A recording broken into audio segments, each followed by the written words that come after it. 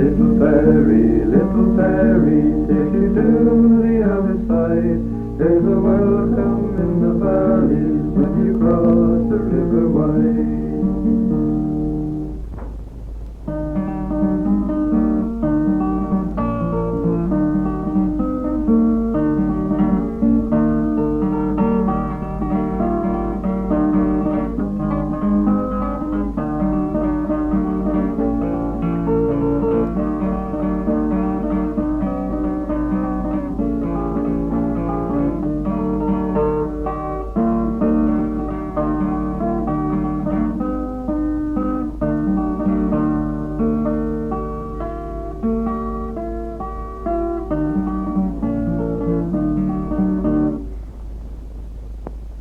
This is the most ancient ferry in Britain.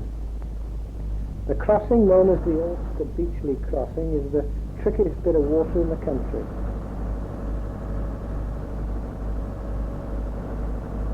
And it's on record that it was used in Roman times to connect the legions on the Bristol and Bath side with those of Caerwent and Caerleon on the Welsh side. Then it went into disuse for a couple of hundred years. It's recorded that the Ireland to Holyhead ferry used to bring their cattle drovers across. And then they came down right down through Shrewsbury and embarked here at Beachley and over to Aust. The ferry presumably continued till 1854 when the railways came into being and the ferry became redundant.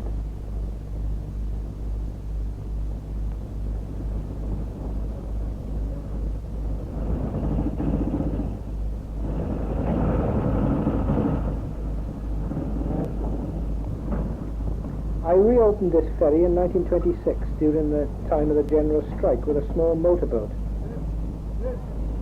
I realised that there would be no communications between Bristol and South Wales, so I put the motorboat here to carry foodstuffs or anyone who wanted to cross over from Avonmouth to the Welsh side.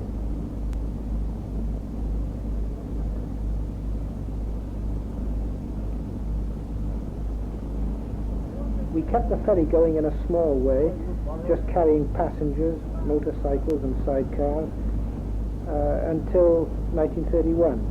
In January 1931, I put a vehicle ferry keel down, built in Chepstow shipyard, and that came into operation on August Bank Holiday 1931.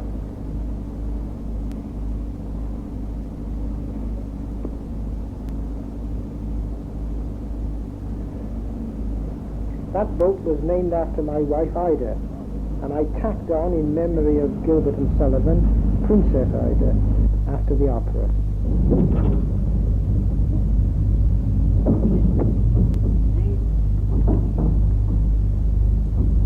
My wife designed a turntable on the deck to facilitate the maneuverability of cars.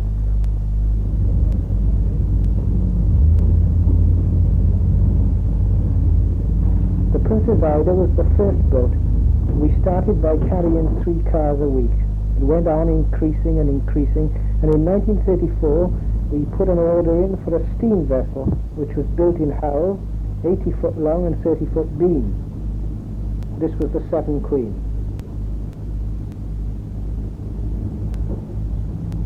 Traffic was still increasing, and in the following year, 1935, we placed an order with the Hull firm for another vessel. But I also adopted the idea from the ferry boat at Antwerp. Instead of putting the saloon midships aft, I swung a bridge over which gave me a couple of cars extra, and we called that one the Severn King. In 1961 we decided to put the keel of another boat down, and we called that one the Severn Princess. We thought that the King and Queen had been together long enough. It was about time we had another addition to the family.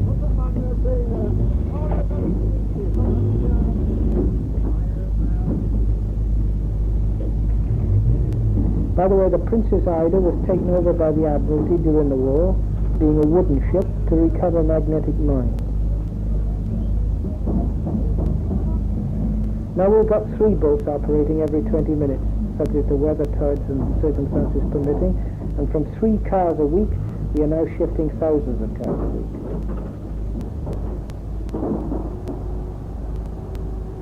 boats are, of course, specially designed for a particular job on this particular water.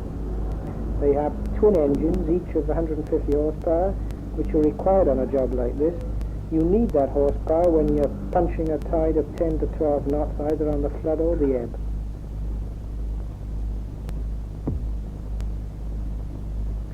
I've had the pleasure and honour of escorting the Queen over here on 2 occasions, and Queen Mary 5 times. Princess Marina's been across, and the Duke and Duchess of Gloucester, and of course David Lloyd George.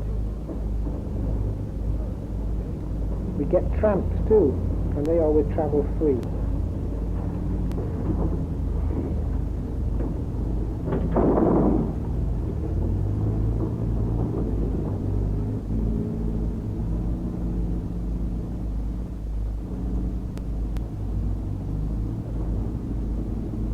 This ferry has saved more mileage than any ferry in Britain.